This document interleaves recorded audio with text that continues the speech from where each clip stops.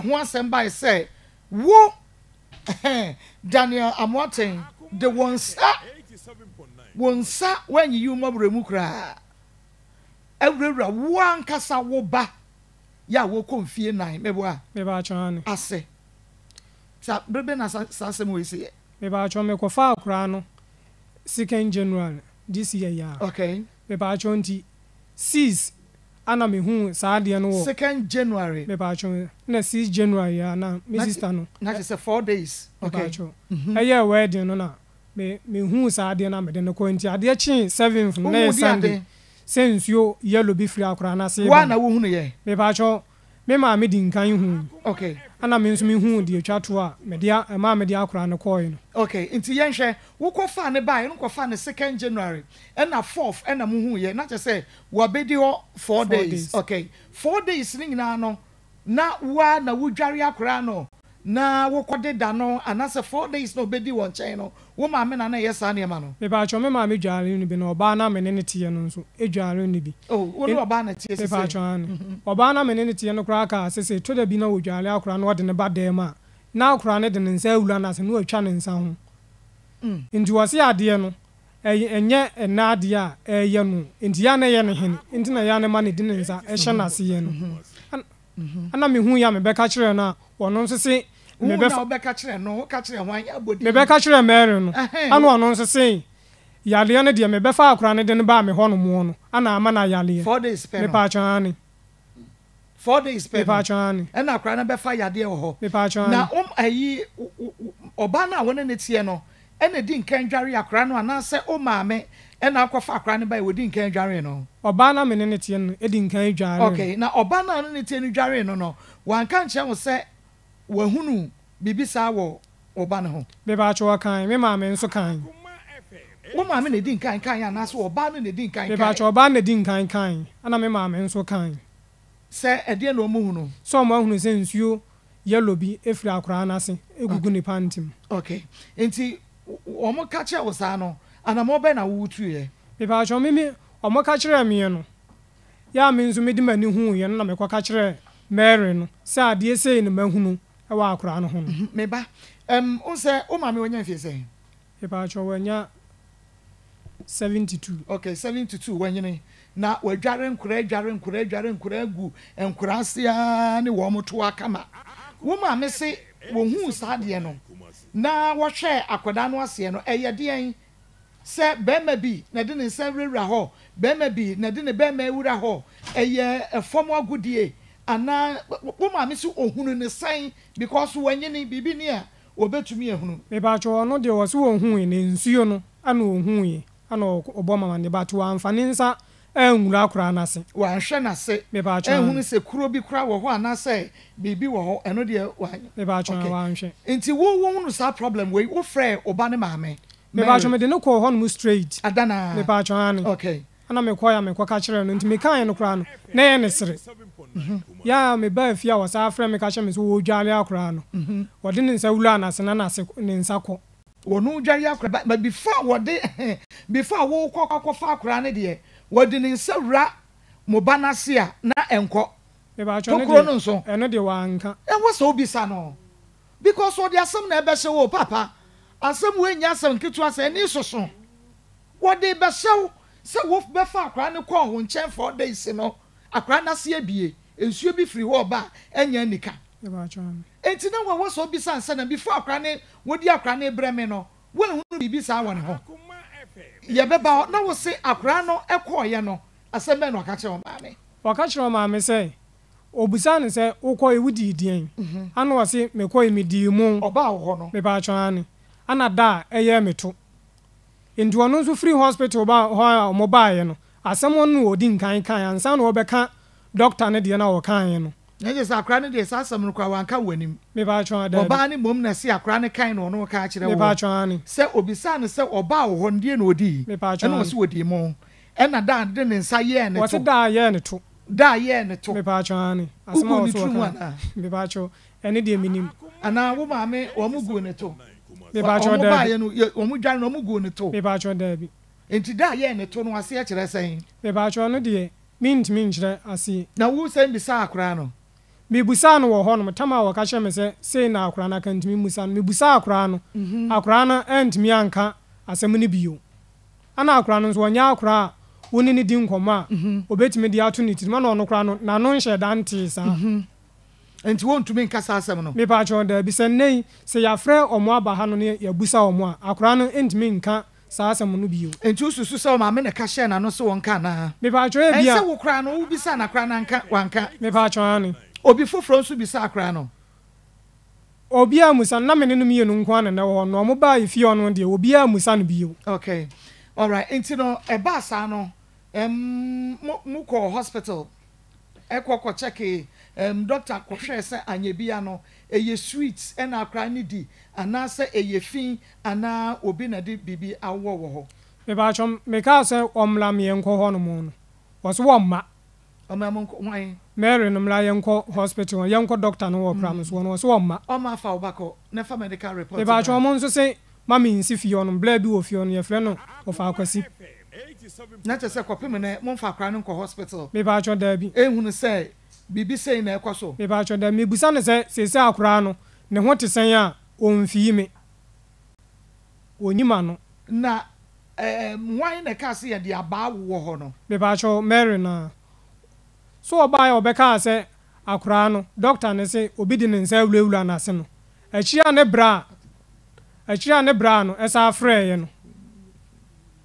achia ne bra ne sa afre ya wo busa no na wo ne me ma me ba ko ne negina so no omoye conference konti ne bra ne busa no wo se oba wa anka se obi di ne nsa wulewula na se no oba ye nchirechire mu no obeye yi ti oba ye doctor ne se e bia e ya ba ne de wulewula akra na se na ma me ne ka se e ya ba akra na nke de wulewula akra na se a nke nsuo yellow ana nke befiri akra na se aba na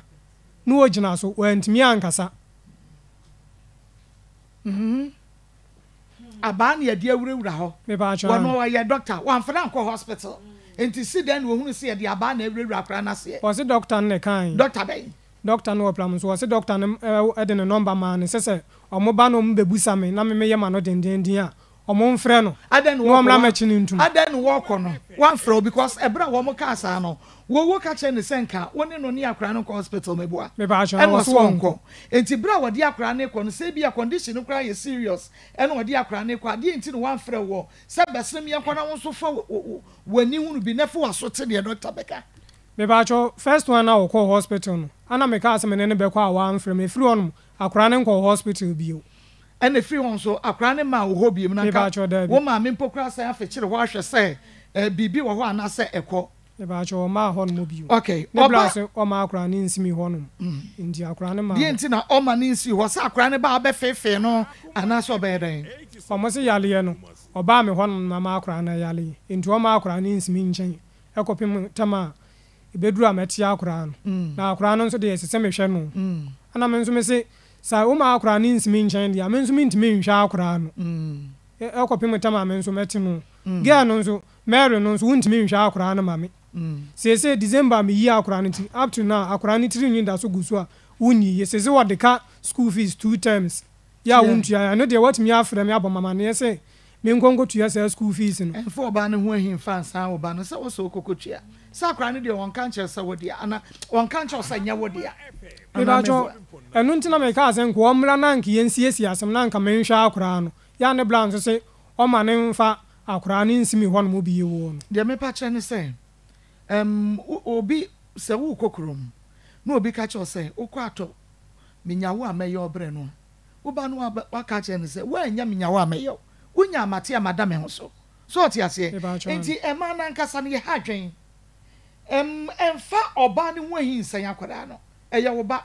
na wutumi kofa no wani gine ho ma ne bedu ho 4 days ene ade enu ti se bibi ni a wo hwa akwara no na yi oba na sam ne to nche se be ya da chi bi no wade ukogina panimfu animu a wo nkodi fo wo ba ya oba ne ya oba no wo ni na jai enti wo mfo oba ne ho ahin kosan wo ba no na de to so mienu wo mo ko hospital no se doctor de ne number ema ye se bibi ni a ye mfre no wo mo medical report de dance ye se ya fefi akra ne bai me ba cho mo amfa ama e de enti na doctor ma medical report doctor de se ya fefi akra mo ma medical report omo ko report asem no police station me ba cho Mary omo ko report me ba cho no de omo anka de omo be kan ya ne se doctor na e de report mo omo nso ba no ye bu se omo so omo nkura report no eno ani pipa kituwa bi ana ka omo ko boy na omo twere no wo so de bai na me nso me ntu ya sa aka no ene Mary ne na menye ni o because oba enfie nan okọ enfie nan akoda okọ 3 years okọ 3 years impo fi no okọ 3 years na wo bi afefe no a mo be ko hospital wo ko je medical even answer na non kra no wo be dika ko report asem no police station na police fa catch us mo fa kra no ko hospital mo ko je medical report na doctor hwe kwatro no kra ya fefe akra no say na mo de aba police fo hunu ni aba be do ade mo suspect say o fefe no na fi o must start o investigations enti no we say ye ni medical report bi a kire say obi de nse rewra ho nti Mary asembe na okay but Daniel madam madam odo nse rewra ho bana say me ba cho da bi me ntimi nye sa ade ne da me ba me amenka sa me ba de me ntimi nye sa ade no abla me ne oba afoforo e wo ho no mo obi ne ba won so no wo yere me ba cho me de sa ade ne die me ntimi nye sa ade ne ma me ho because akura no me do no adano kura asem ne si ye ne 4 days pre ana woman bi ya me to enema wo hono ma akura no de enema abele me se me mfa ma akura no nam so mo sima me nsi hono mo nti enema ne da so gu me hono ma me fa enema ne nkoyi wanye ubetimi edin si say me ba cho ma anye fa me ba me nsa nrewra me ba na se me ba cho ma anye sa bra no so kra ne bra obedi wo ho enna kakra che obeche wo ho kakra me ba cho ane nti usu si say die nti no mo de be hye wo say odo nsa erewra obas because enye first time a wo be fa wo ba no be fie no me ba cho me nima de kro die nti a e ba Mary na adwuni ma otimi be ka asa asem ne to me so sa ana me bo mpanimfo bi amane obi ase akura de afrenfrem ade a wodie no ebetimi ama sa ensunsanso no aye no me sister panyin kura baba ako oso wo CCS oso ono kura no da bia wode kuma dada ye nase wonso wongugu akura nase wonso wonfa duro bia anya no wokaka na no dendenden da bia me meba ho no bia ase nye woni akura no na efiri adwaye ba na wudwale no opan mu udwale no opan ma wonfa ensuo hye kura adwale no ensuo nyu na ade dwale akura na tamben ana ugugu akura nase wo kan bibia Mary na no dendenden Mary wo ko 24 years osha on said that 24 years okay won sa de 24 years de won sa sa na ebia na nani na osan ne be ma na tia na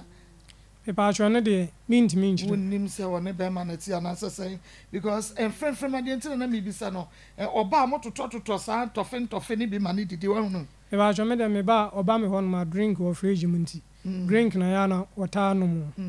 ti wa anya sa de e ba tro de ntumi nya sa de e ba tro minti efin ene ntofe ne sa ne ma no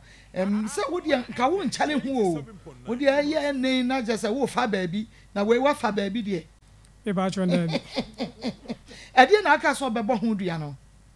asem na wode beto me so se me de me nsa wulewula akora na se no eno na eya me ya me ka se nke me boni dua anya akora keke wo so wode to me so se wode me nsa wode to me so se eya wo ba anya akora Ibachon. What they are told to say what don't say rewra wo ba se. Ibachon. Ti ja akora no yes I will be afen obi ti a wo hu no say ya wo ba na ya accuse you. So what you say? Ibachon. Ono nkwa ne wo ba ana wa wo bi aka ho. Ibachon da bi ono nkwa ne me ba. Se akora no we o ma me. Ibachon. 87.9 Kumasi. Ahaya Akoma 87.9 FM ye be frɛ Mary na afei ya hwɛ sɛ de asɛm ne sitie. Uhu nsuo no friend manema uhu sɛ enka license ewo mu nsuo na efiri na se ba no enka wo mu e ba cho ne de manhia anhwɛ de enka nim na wo misa wo maame e ba cho de okay into no etiefo to de bia yetumi de asɛm ɛhyɛ obi ɛwɔ bra enye no korɛ we ɔse akora no maame se ne ba ne bedi ne hɔ no wɔde ne nsa akɔhyehyɛ akora no ase afei na akora no ɔkɔ mfie mmiɛnsa 3 years medical report bia enkyerɛ bibia ni hɔ a aba ɔmo ankɔ report asɛm no ɛwɔ police station ɛne ade badeɛ wɔn mo ɛka ɛno no nti yɛne Mary ebedi nkɔmɔ na yɛahwɛ sɛdeɛ asɛm no esitiɛ ankasa ɛnokorɛ anaasɛ ɛnyɛ nokorɛ na ebia ɔno na agyae ne nti anaade ntia na afei yɛhu ɛyɛ Akoma 87.9 FM ɛmensa kamera bi ɛwɔ ha